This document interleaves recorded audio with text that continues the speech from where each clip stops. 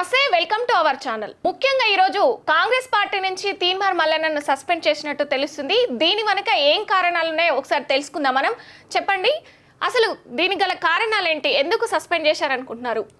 యాక్చువల్గా ఇది మల్లన్న ఒక పెద్ద స్కెచ్. ఇది సస్పెన్షన్ చేసుకోనికి అతనే ఒక స్కెచ్ చేసుకొని సస్పెన్షన్ చేసినాడని నేను అనుకుంటున్నాను. ఎందుకనంటే మనం గతంలో చూస్తే కొన్ని రోజుల క్రితం కాంగ్రెస్కి ప్రతి ఒక్కటి యాంటీగా చేయడం మనోడు, బీసీ కులగరణ లిస్ట్ వచ్చినప్పుడు దాన్ని లైవ్లో మనోడు దాన్ని తగలబెట్టడం, కాలుతో తొక్కడం, పైకి బీసీ వాదం తీసుకురావడం జరిగింది.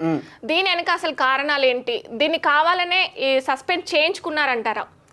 ఇప్పుడు బీసీలను వెనకేసుకొని ఇప్పుడు తీన్మార్ మల్లన్న ఏం చేయబోతున్నాడు అంటే వాళ్ళ ఏమంటారు సీఎం అవుదామని ఒక ప్లాన్ అనమాట. ఇప్పుడు బీసీలందరినీ తీసుకెళ్ళి వాళ్ళతోని ఉద్యమంకి వెళ్ళి, ఇప్పుడు బీసీ సైడ్ ఒక నాయకులు లేడు, ఇప్పుడు బీసీల నుంచి వాళ్ళని రెచ్చగొట్టి మనోడు సీఎం ఏదైనా ఒక మాస్టర్ ప్లాన్తో ఇదంతా చేస్తున్నాడు అనుకోవచ్చు. ఇతను వెనక ఎవరైనా ఉండి నడిపిస్తున్నారా అని మనం చెప్పలేము. ఒకవేళ వెనక ఎవరైనా ఉండి నడిపిస్తున్నాడు ఇప్పుడు అనుకోవచ్చు మనం. సపోజ్గా రేవంత్ రెడ్డి ఎన్నుకోండి ఇదంతా మాస్టర్ ప్లాన్ చేయొచ్చు. బీసీలకి ఇప్పుడు కరెక్ట్గా నాయకుడు అయితే లేడు, వాళ్ళని వెనకేసుకొని బీసీ కులగలను ఒకటి తీసుకొని రెచ్చగొట్టి ఇప్పుడు బీఆర్ఎస్ బీజేపీ వీళ్ళ సైడ్ ఉన్న బీసీ నాయకులను కూడా ఇంకా సభలు పెట్టి రెచ్చగొట్టేది అయితే మనం చూసాం. కులగలన పేరుతోని మనోడు ఆన్ స్క్రీన్లో లైవ్లో చేసిన రచ్చ కూడా చూసాం. తప్పు మాట్లాడడం, కాంగ్రెస్కి వ్యతిరేకంగా పనులు చేయడం, ఇవన్నీ చూసేసరికి ఇప్పుడు కాంగ్రెస్ నుంచి సస్పెన్షన్ ఆర్డర్ అయితే వచ్చింది. అంటే బీసీ వాదం అడ్డుగా పెట్టుకొని బీసీలో తనే సీఎం కావాలనే ఉద్దేశంతో ఈ తెరపైకి ఇది తీసుకొచ్చిరని తెలుస్తుంది. ముఖ్యంగా బీసీ వాళ్ళందరినీ రెచ్చగొట్టడం, దీని వెనుక ఏదో పెద్ద స్కెచ్ ఉందన్నట్టే తెలుస్తుంది.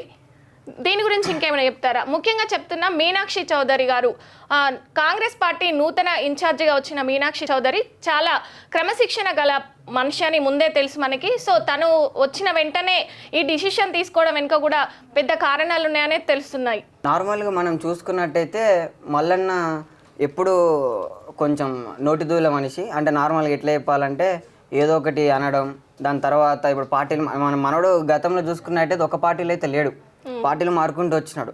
మనకు అనుకూలంగా అతనికి ఎటు సైడ్ ఉంటే అటు సైడ్ వెళ్తాడు. ఇప్పుడు బయట పబ్లిక్లో కూడా మనోడి మీద అంత యాంటీనే ఉంటుంది.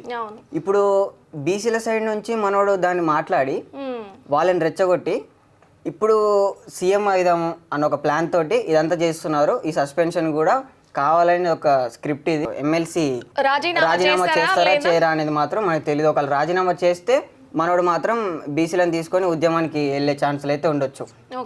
పార్టీకి రాజీనామా చేస్తే మాత్రం. చేయకపోతే అలానే ఎమ్మెల్సీ కంటిన్యూ చేస్తాడో చేయదనేది మాత్రం తనకే తెలియాలి, చూడాలి. ఇప్పుడు బీసీ వాదం పక్కన పెట్టేసి ఇప్పుడు బీసీ వాదం దాన్ని ముందు ఉంచి తను ఇప్పుడు తన పార్టీకి రాజీనామా చేశాడా లేదా, ఒకవేళ రాజీనామా చేసి ఈ బీసీ కులగణన అని చెప్పేసి దీంతో ఒక సీఎం అయ్యే స్కెచ్ ఏమైనా ఉందా?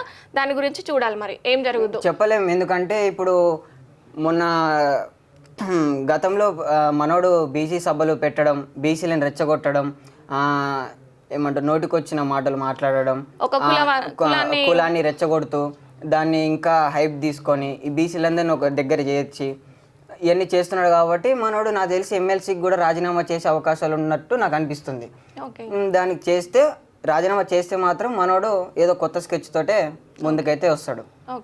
ఒక మాస్టర్ ప్లాన్ అయితే ఉందని నేను చెప్తున్నాను. ఎమ్మెల్సీ మల్లన్న సస్పెన్షన్ పై టీపీసీసీ అధ్యక్షుడు మహేష్ కుమార్ గౌడ్ ఏం మాట్లాడారో ఒకసారి చూద్దాం వీడియోలో.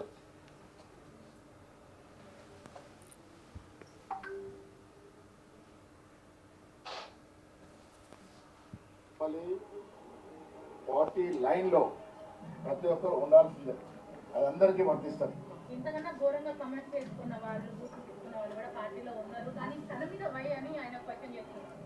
ప్రభుత్వము రాహుల్ గాంధీ గారి ఆశయం తెలంగాణ ప్రభుత్వం ఇంప్లిమెంట్ చేస్తే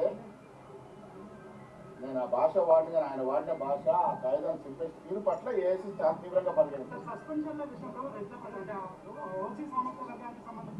కులము మతము పార్టీ క్రమశిక్షణ ముందు కులము మతము పనిచేయదు, పెద్ద చిన్న తారతమ్యం ఉండదు.